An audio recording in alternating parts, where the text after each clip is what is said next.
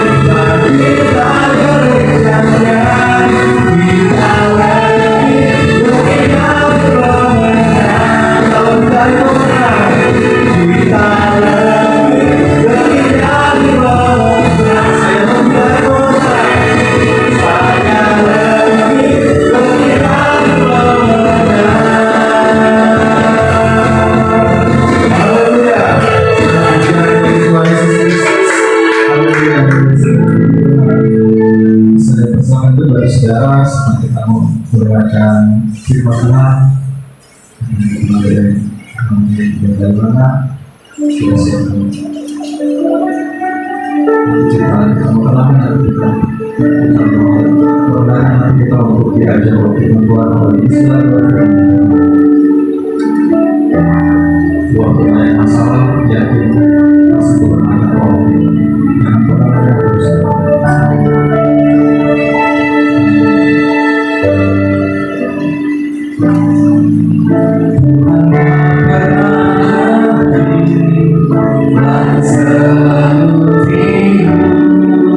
Tetapi dia menjadi selalu menyertai.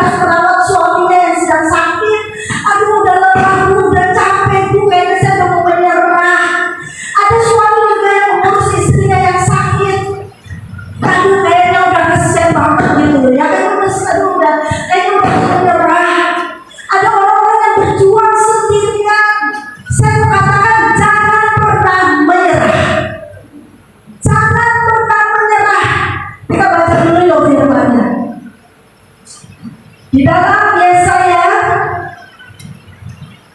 Yesaya 40 ayat 29 sampai 31. Nanti saya 29, Bapak Ibu 30, dan 31 kita baca bersama-sama.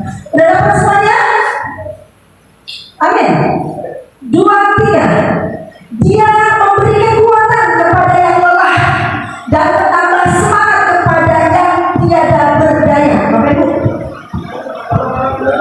2, 3 supaya ini sudah kecil ya. 2, 3.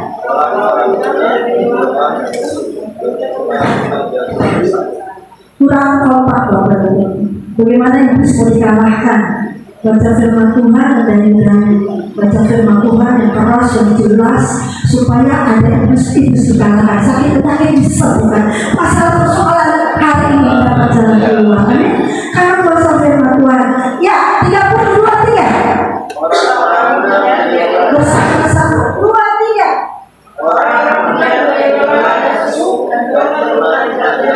Yang bersama 2, 3.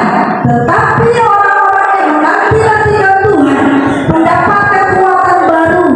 Mereka seumpama burung rajauan yang naik terbang tinggi dengan kekuatan sayapnya. Mereka berlari dan tidak menjadi lesu. Mereka berjalan dan tidak menjadi lelah. Tadi saya sudah katakan, apapun masalahnya, sesulit apapun kehidupan kita, jangan pernah menyerah Bapak Ibu Saudara. Karena Tuhan membawa kita seperti burung rajauan yang naik terbang tinggi dengan kekuatan sayapnya.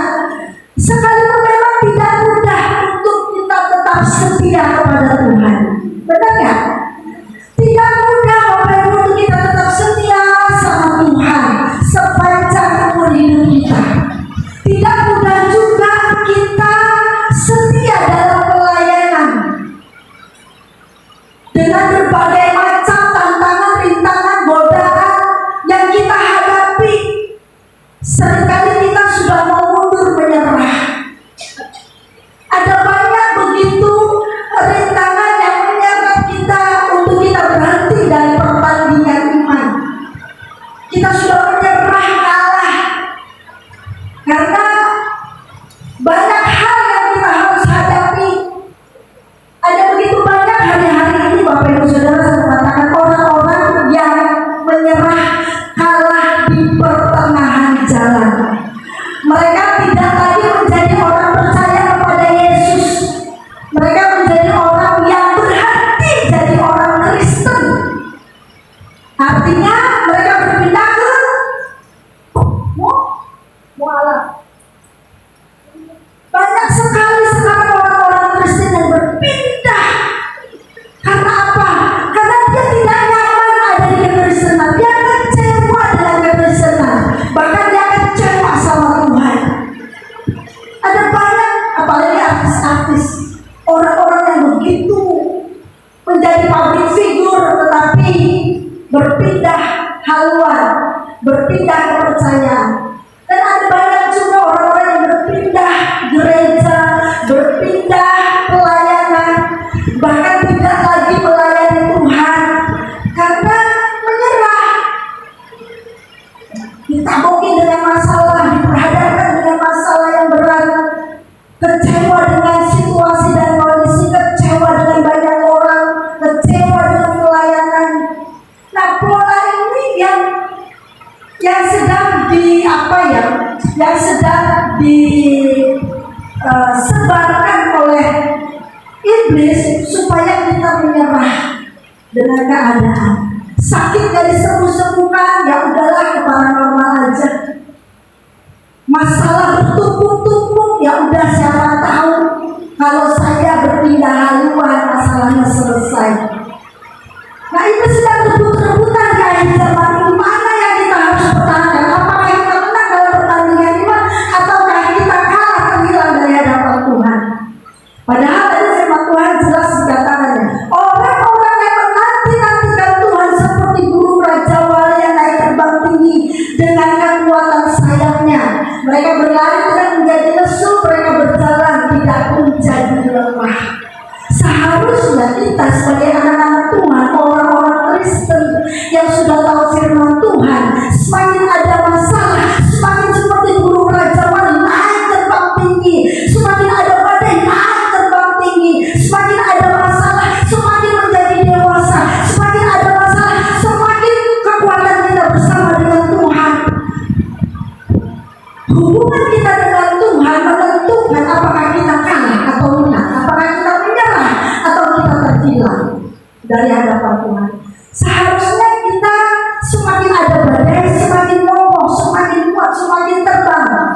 Bagai raja wali melintasi gunung tinggi, bagai raja wali melintasi badai hidup.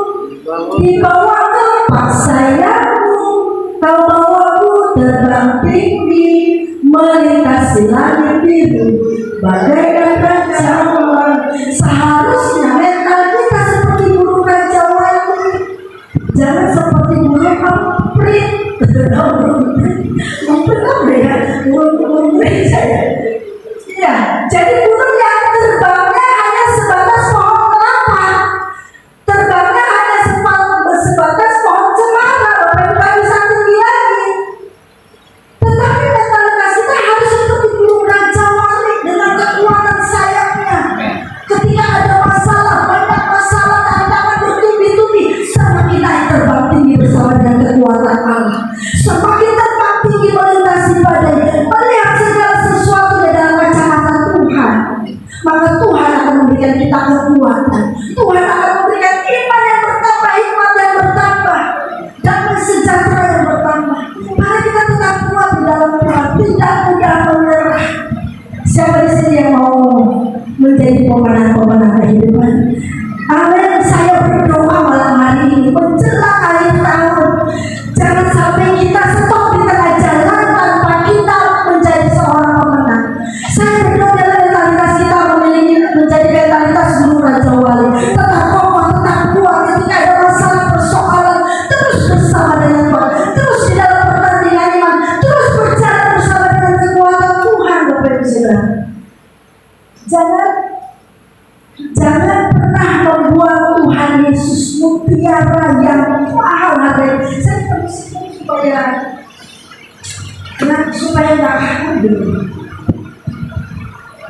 Mutiara yang adanya di dasar lautan paling dalam, mutiara yang sangat mahal. Bapak Ibu Saudara, dijual, ditukar dengan batu akik. Kira-kira orang seperti apa itu?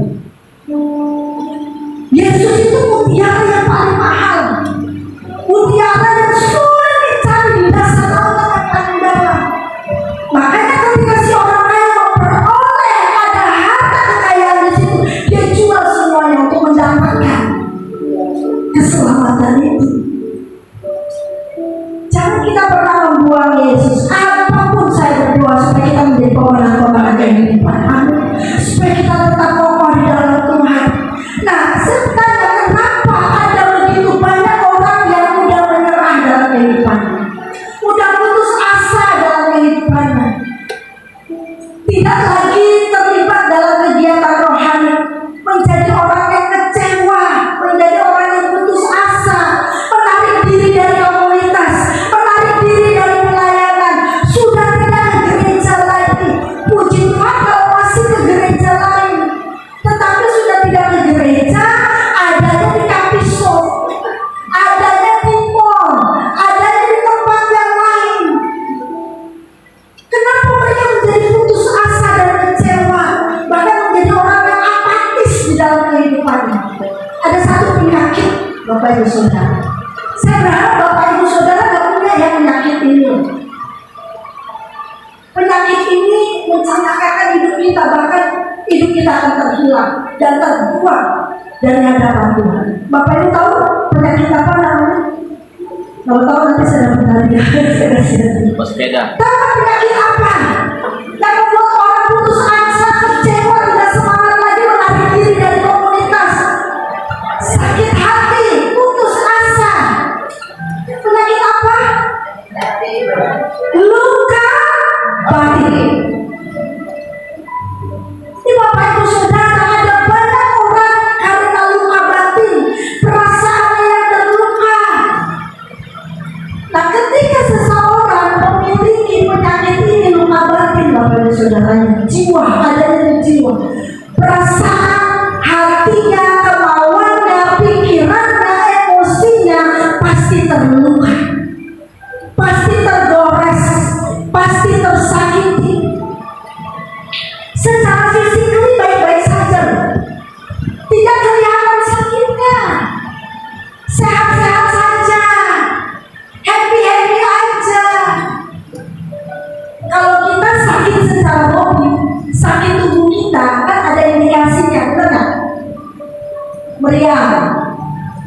terus lemas, apalagi pusing. Ada indikasinya kalau kita sakit di tubuh kita. Tetapi kalau luka batin, Bapak Ibu, nggak ada indikasinya. Kelihatannya baik-baik saja, sehat-sehat saja. Tetapi dampak yang dihadirkannya itu sangat membahayakan orang lain dan bisa mencelakai orang lain, bisa menyakiti orang lain. Memang nggak kelihatan, tetapi dari perkataannya, Bapak Ibu Saudara, dari perilakunya, dari sikapnya yang dihadirkan, cenderung yang keluar adalah kepahitan, cenderung yang keluar adalah menyakiti orang lain. Bapak Ibu masih ingat 2 minggu yang lalu, mungkin Bapak Ibu baca berita ya, kita dihebohkan oleh satu anak sekolah SMA 72 Kelapa Gading. Dia merakit bom, dia meledakkan bom itu di sekolahannya sendiri, yang menjadi korbannya teman-temannya, guru-gurunya. Kenapa hal ini bisa terjadi? Ternyata ketika diusut, anak ini mengalami perundungan, anak ini mengalami bullying, anak ini sering dibully di sekolahannya dengan teman-temannya. Dia sakit hati, dia luka batin, perasaannya tergores. Bagaimana caranya untuk membalas? Dia tidak bisa. Tetapi karena dia pintar untuk merakit bom, dia bikin bom itu dan dia ledakkan di sekolah. Bayangin, kelihatannya biasa-biasa saja, sehat-sehat saja. Kita lihat dia masih naik gojek, dia taruh bomnya dengan santai, sehat, tidak ada sakit penyakit. Tetapi perilakunya, dampak yang dihadirkannya itu melukai banyak orang. Banyak orang yang terluka, teman-temannya, terutama masalah pendengaran. Ada yang mukanya hancur, saudara, harus diimplantasi kulit. Jadi sebenarnya bukan pada masalahnya dia dibully, tetapi pada perasaannya yang terluka, hatinya yang tersakiti. Bapak Ibu Saudara, hari ini ada yang tersakiti, ada yang tergores. Cepat-cepat bereskan di depan Tuhan sebelum kita melukai orang lain. Jadi bukan masalahnya Bapak Ibu, tetapi hatinya yang tersakiti. Orang dengan perasaannya sakit, orang dengan hatinya yang terluka cenderung melukai orang lain, cenderung menyakiti orang lain. Tujuannya apa, Bapak Ibu? Supaya orang lain dapat merasakan apa yang saya rasakan, supaya orang lain merasakan sakit pedihnya saya diperkatakan tidak baik dengan orang. Jadi Bapak Ibu Saudara, bagaimana caranya dia menyakiti orang lain karena apa yang dia rasakan? Bisa dengan berbagai macam cara. Contoh ya Bapak Ibu, kejadian benar. Ceritanya ini bapak-bapak lagi sedang jengkel, lagi sedang marah, atau dia habis terima telepon dari mana, dia marah, jengkel. Tiba-tiba dia jalan, nah ada seorang anak muda yang pakai handphone, lagi main handphone, tidak sengaja tabrak si bapak itu, kakinya injek. Orang yang dengan perasaannya terluka, lagi jengkel, lagi marah, hatinya tergores. Padahal anak ini sudah minta maaf ya Pak, maaf, nggak sengaja Pak, maaf ya Pak. Tetapi karena perasaannya lagi nggak enak, tahu nggak? Udah dimaki anak ini, udah dimaki lagi, dipukul lagi anak ini, udah jatuh diinjek lagi anak ini. Bayangin, orang yang hatinya terluka, perasaannya terluka, dia mau membalas bagaimana caranya supaya orang lain juga tersakiti. Gitu loh. Jadi bukan pada masalahnya, tetapi pada perasaannya, pada luka batinnya. Hati yang terluka bisa karena bullying, jangan suka yang kita Bapak Ibu Saudara, terutama ibu-ibu, ngatain anak itu anak goblok, anak setan, anak monyet, anak anjing. Hati-hati loh Bapak Ibu Saudara. Itu anak itu tanpa disadari hatinya bisa terluka. Nah kalau terus menerus hatinya terluka sampai dia besar, anak itu menjadi keras kepala. Anak ini udah gak bisa lagi diatur, bahkan cenderung melawan sama orang tuanya. Karena hatinya terluka, kecewa mungkin karena keadaan yang tidak seperti yang dia harapkan. Dia punya keinginan tetapi tidak seperti yang dia harapkan. Sakit hati terhadap pemimpin gereja, terhadap majelis gereja, terhadap pendeta. Sakit hati terhadap rekan-rekan sepelayanan. Sakit hati terhadap anggota keluarga. Hati-hati Bapak Ibu Saudara. Jangan membuat anak-anak kita terluka. Jangan membuat orang-orang sekeliling kita terluka. Orang bisa pindah gereja karena hatinya terluka. Coba cek gereja. Pasti orang yang berpindah-pindah itu adalah orang yang kecewa dengan sesuatu, tetapi dia tidak bisa mengungkapkannya. Bagaimana caranya? Akhirnya ya udah, dengan sikapnya dia mengambil langkah. Dia menjadi orang yang apatis. Nah masalahnya harus segera diselesaikan. Cari hamba-hamba Tuhan untuk minta didoakan Bapak Ibu Saudara. Karena kalau bodinya yang sakit, kalau tubuhnya yang sakit, ada obatnya. Sakit mah ada obatnya, pusing ada obat. Apalagi buang-buang air, ada mikroskop, ada obatnya. Tetapi kalau luka batin, nggak ada obatnya selain Tuhan yang menyembuhkan luka batin. Selain Tuhan yang mencapainya, selain Tuhan yang membereskannya, selain Tuhan yang mencapainya. Benar nggak? Makanya harus diselesaikan. Jangan timbul akar pahit. Karena kalau timbul akar pahit, udah deh, dendam, amarah, benci, sakit hati, ngomel-ngomel, bersungguh-sungguh, akhirnya terhilang dari hadapan Tuhan. Nah malam hari ini kita mau belajar dari 3 tokoh.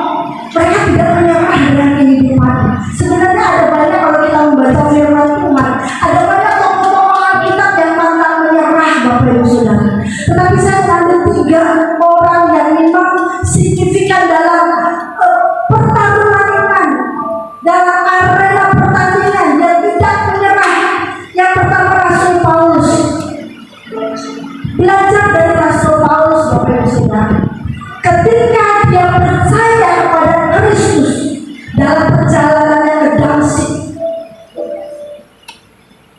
saat itu juga imannya sungguh-sungguh kepada Tuhan. Dia menyerahkan seluruh hidupnya kepada Tuhan. Imannya tidak menjadi goyah. Sekalipun yang dihadapi Rasul Paulus itu nggak sedikit penderitaan, banyak yang dialami penderitaan, bahkan nyaris mau menimpa hidupnya, nyaris mati ibaratnya begitu.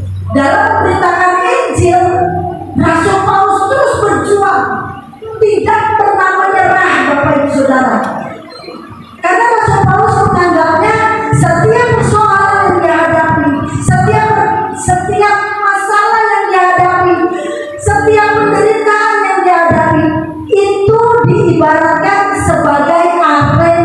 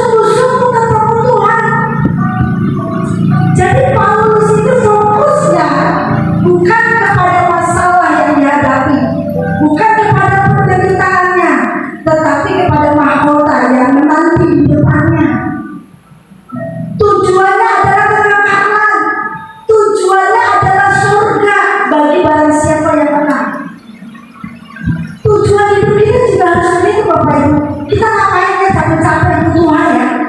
Dari pagi pelayanan, siang pelayanan, ibaratnya ya kita sungguh-sungguh dalam Tuhan, kita sungguh-sungguh baca firman Tuhan. Apa sih yang kita cari? Tujuannya kita kan nanti ketemu Tuhan, benar ya? Tujuannya bukan di sini. Ya, things of this world. Tujuannya bukan ada di dunia ini.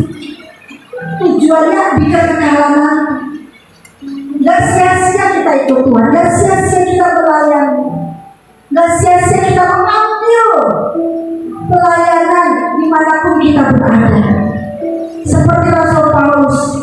Rasul Paulus ketika dianiaya, ketika menghadapi bahaya pedang, ketika dia dikhianati oleh saudara seiman ataupun di luar iman, dia mengalami pengkhianatan, Bapak Ibu Saudara. Ketika dia menderita di penjara, ketika dia menderita kelaparan, kalau kita kan belum apa-apa nih bagi Rasul Paulus, benar kan? Baru panuan aja, benar baru panuan, baru mencret aja, udah menunggu, benar nggak? Tidak seperti Rasul Paulus, penderitaan ini luar biasa. Menderita kelaparan, ketelanjangan, bahaya maut di darat maupun di laut, hampir karam kapal, kecenderungan puasa karena tidak ada makanan, kelaparan, banyak Bapak Ibu Saudara. Tetapi imannya tidak menjadi goyah. Never give up. Pantang mundur, maju terus bersama dengan Tuhan. Amin. Apapun persoalan kita, sakit dan disembuhkan, ayo berjuang, terus berdoa. Pasti Tuhan buka jalan untuk kita sembuh. Kalaupun tidak disembuhkan, Tuhan kasih damai sejahtera, sukacita di hati kita, sehingga kita cakap menanggung segala perkara bersama dengan Tuhan. Amin. Jangan pernah menyerah. Tuhan tak pernah janji langit selalu biru, tetapi Dia berjanji selalu menyertai. Tuhan tak pernah janji jalan selalu rata, tetapi Dia berjanji berikan kekuatan. Amin. Punya mental buruk aja walau, jangan pernah menyerah. Never give up. Pengiringan kita dengan Tuhan untuk ditandai, Bapak Ibu Saudara. Ini pengiringan kita dengan Tuhan ditandai apakah kita menyerah atau kita berjuang maju terus, bangkit bersama Kristus. Pengiringan kita dengan Tuhan ditandai apakah kita siap untuk menderita bagi Kristus. Artinya kita terus mengalami Tuhan pada saat kita menderita kesakitan. Jangan udah sakit mengeluh terus ya, ya. Apakah kita mau bertanding dalam pertandingan iman yang diwajibkan bagi kita firman Tuhan? Kita bertanding, kita terus berjuang, kita terus maju bersama dengan Tuhan. Tuhan akan memberikan kita seorang pemenang, akan lebih dari seorang pemenang. Amin. Dalam Roma 8 yang kita buka, Roma 8 ayat 35 dan 37 mengatakan seperti ini. Siapakah yang akan memisahkan kita dari kasih Kristus? Penindasan atau kesisakan, atau penganiayaan atau kelaparan, atau ketelanjangan atau bahaya atau pedang? Seperti ada tertulis, oleh karena Engkau kami ada dalam bahaya maut sepanjang hari. Kami telah dianggap sebagai domba-domba sembelihan. Tetapi dalam semuanya itu kita lebih daripada orang-orang yang menang oleh Dia yang telah mengasihi kita. Amin. Bapak Ibu Saudara, Rasul Paulus berkata seperti ini. Seharusnya ketika kita dalam masalah, ketika kita dalam persoalan, ketika kita mungkin dikata-katain orang, ketika kita mungkin tersakiti, kita harus berkata, aku tetap kuat bersama dengan Tuhan. Aku tidak menyerah sekalipun banyak orang yang membenci aku, sekalipun sekeliling aku tidak mengenakan jiwaku, tetapi aku tidak menyerah. Aku pantang mundur, imanku kokoh bersama dengan Tuhan. Tuhan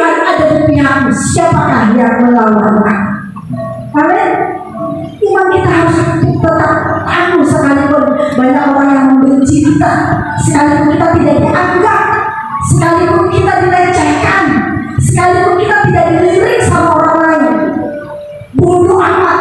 Yang penting Tuhan mengasihi saya, Tuhan mencintai saya.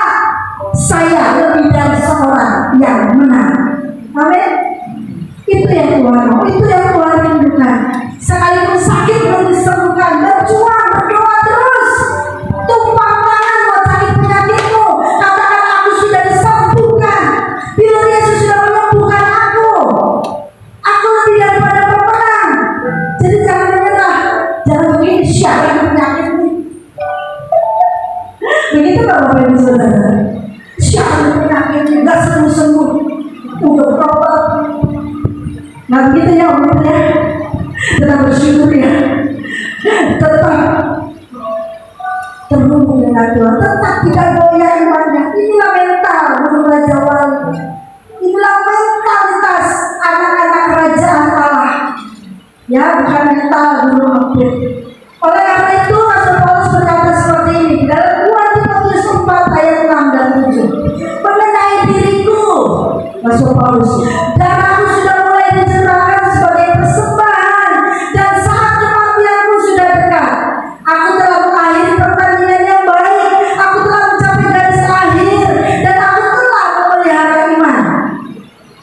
Jadi tujuan akhir Rasul Paulus adalah surga.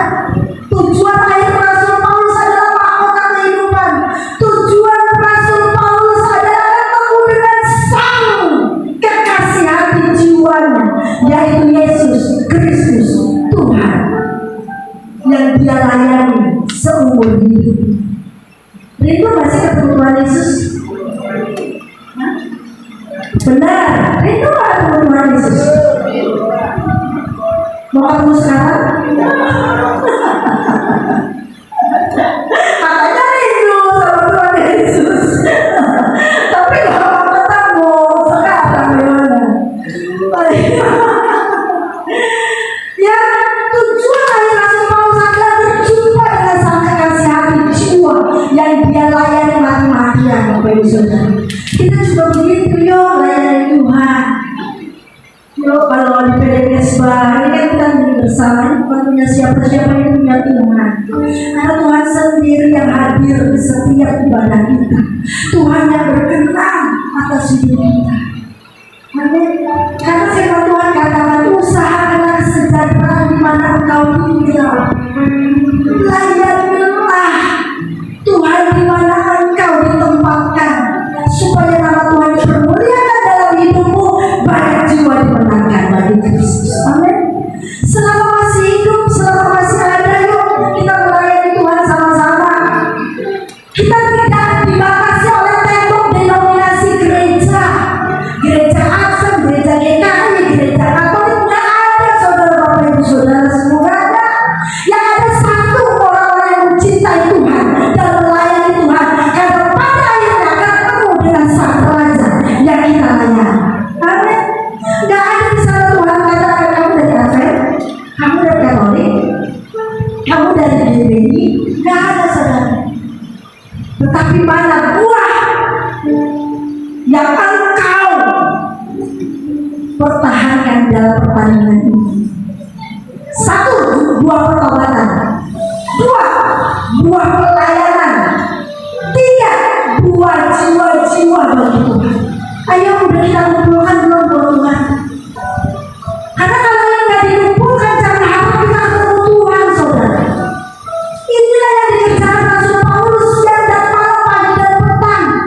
Ketelanjangan, kelaparan, bahaya maut.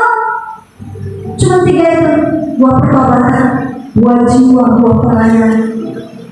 Ya, sekarang kita mau membuka hati kita, karena Jesus coming soon. Nggak lama lagi Tuhan akan datang. Kalau Tuhan nggak mau datang, kita yang datang sama Tuhan. Jadi oleh sebab itu sungguh-sungguh layak dalam Tuhan. Yang kedua, kisah seorang janda dan hakim yang lain. Tentunya kita tahu ya kisah ini ya, di dalam Lukas 8 ayat 1 sampai 8. Kita tahu seorang janda yang meminta pembelaan kepada hakim yang lain. Hakim yang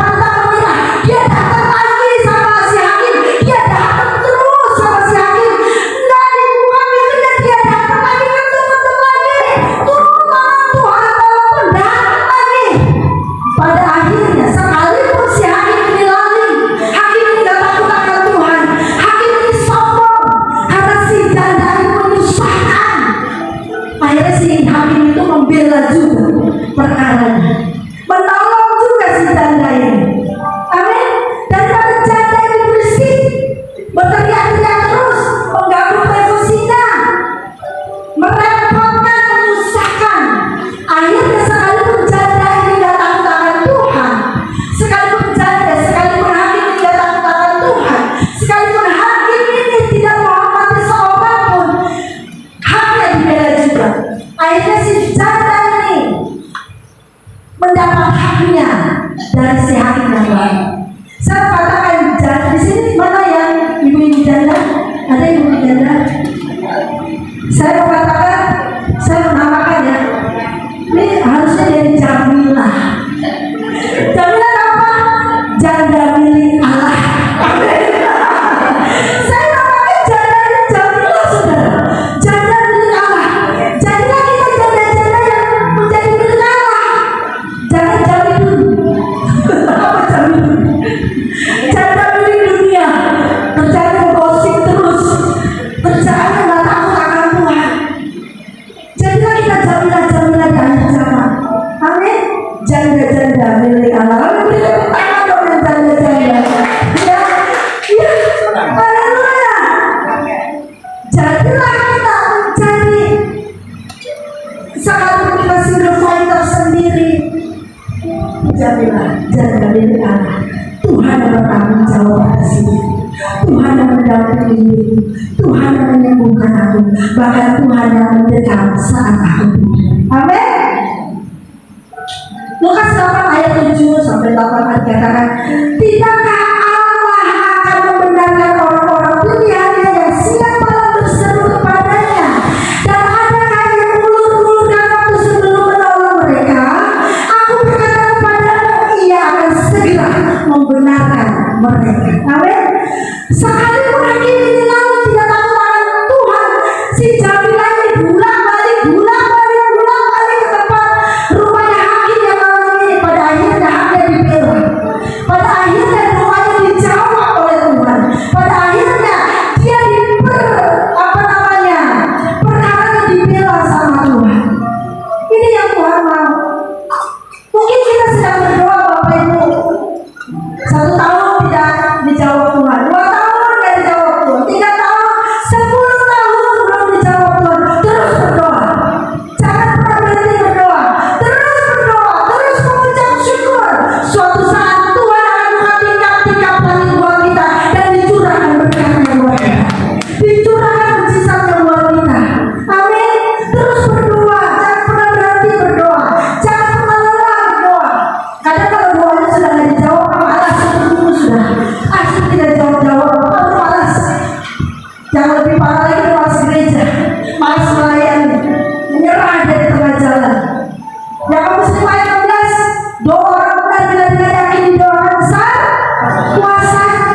Terus berdoa, jangan pernah berhenti berdoa. Ini hakim yang lalim, yang sombong, yang tidak takut akan Tuhan, dan tidak yang menghormati orang lain. Itu digambarkan dengan masalah dan persoalan yang kita hadapi. Seringkali kita juga diperhadapkan dengan orang-orang seperti ini, benar nggak? Kita diperhadapkan dengan orang yang nggak bertobat, yang menyakiti hati kita. Kita diperhadapkan sama orang yang sombong, yang tidak takut akan Tuhan, yang suruh ke gereja aja nggak mau, sombongnya minta ampun. Padahal nafas datangnya daripada Tuhan, kesehatan datangnya daripada Tuhan, tetapi suruh bertobat aja nggak mau bertobat. Karena kita diperhadapkan dengan mungkin saudara kita, mungkin keluarga anggota keluarga kita, orang yang nggak bertobat, orang yang nggak takut akan Tuhan, yang membuat kita menangis. Aduh, suami saya ngomongnya kasar banget. Kadang kalau saya konseling ya, kalau saya hadapi yang ibu janda atau ibu yang pekerja gitu, mereka bilang gini, aduh suami saya kasar banget, suami saya tuh mulutnya tuh, aduh belum bertobat, gak terima Tuhan Yesus.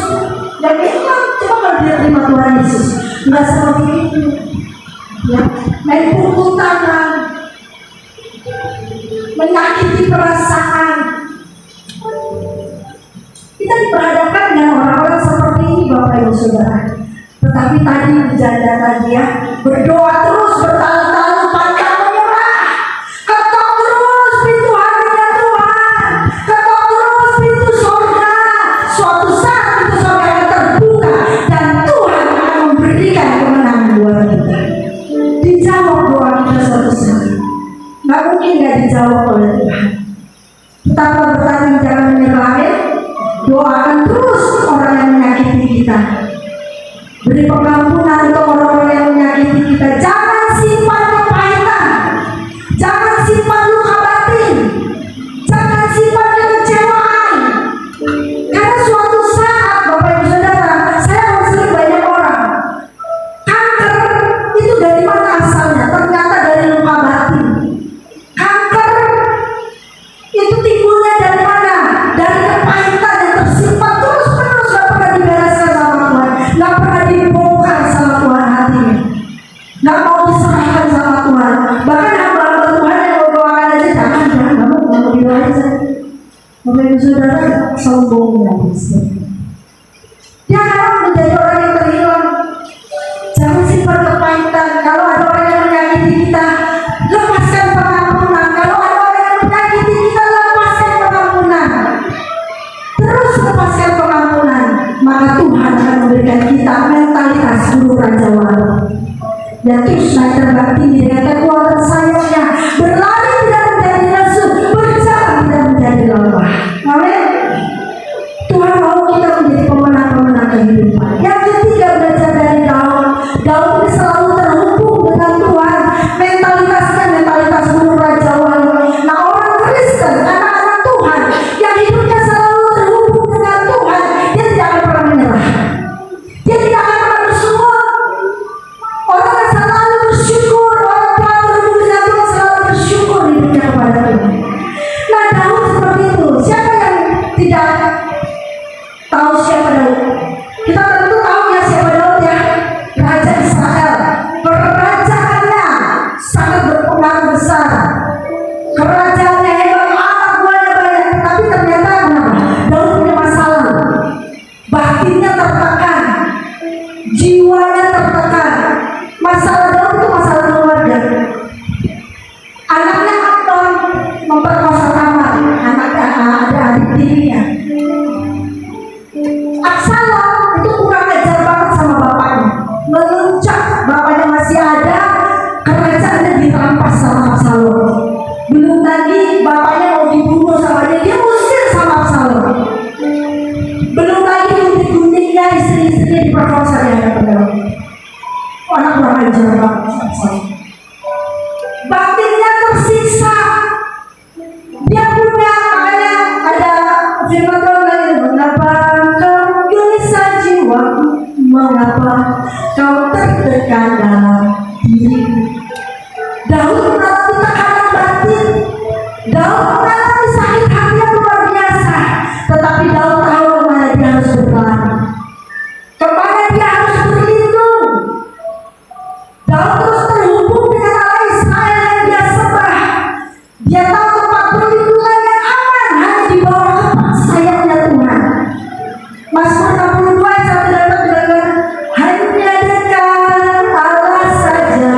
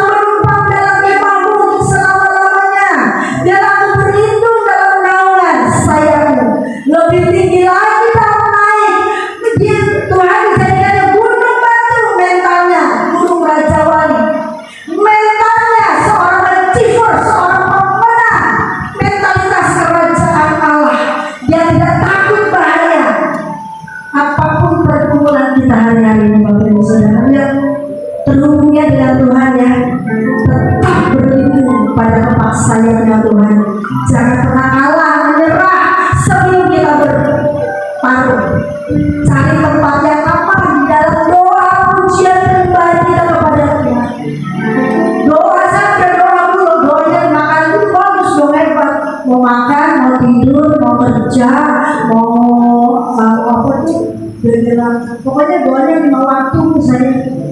Nggak seperti itu juga. Ada waktu kita bersama dengan Tuhan, terhubung dengan Tuhan. Ada waktu kita ginosko sama Tuhan. Ginosko itu apa? Berpelukan erat dengan Tuhan. Ginosko itu gini loh sama Tuhan. Makanya doa kan diajarkan 4 tangan. Artinya itu ginosko, berhubungan erat dengan Tuhan, terhubung dengan Tuhan, sinyalnya kencang dengan Tuhan. Yang gini, segala perkara dapat ku tanggung di dalam Dia yang memberi kekuatan. Tuhan Yesus penolong dan sahabat, tetap percaya Tuhan yang setia. Amin.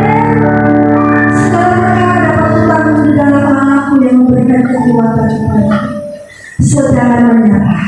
Amin. Mazmur 34 ayat 23 dikatakan, kemalangan orang-orang itu banyak, tetapi Tuhan melepaskan dia dari semuanya itu. Oleh sebab itu maju terus, jangan menyerah, pantang mundur, tetap kokoh berdiri di atas kebenaran firman Tuhan. Sekalipun apapun badai yang menerpa kita, jangan menyerah. Never give up.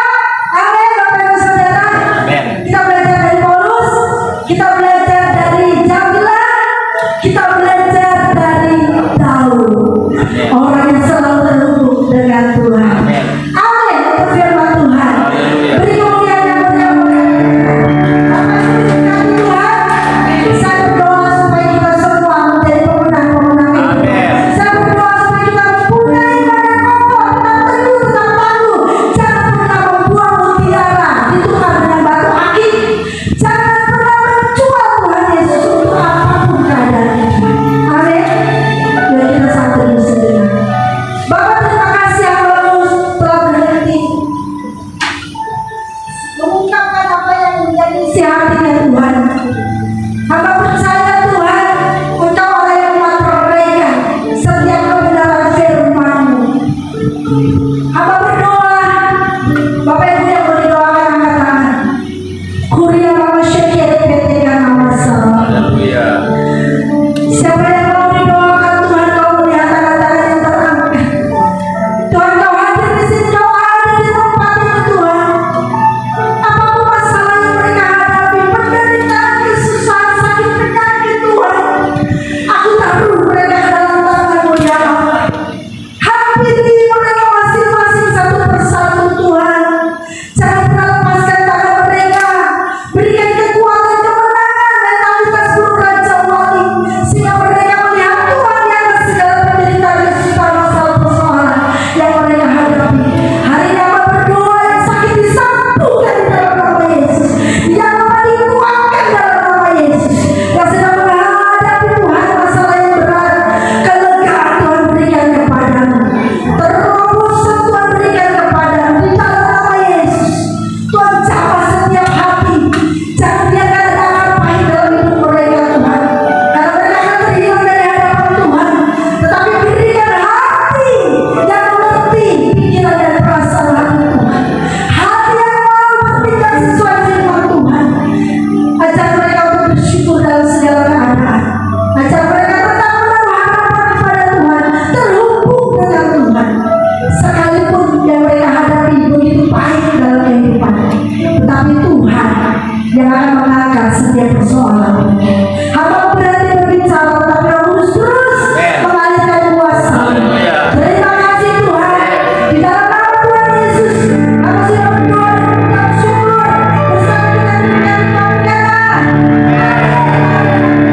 Tuhan Yesus memberkati.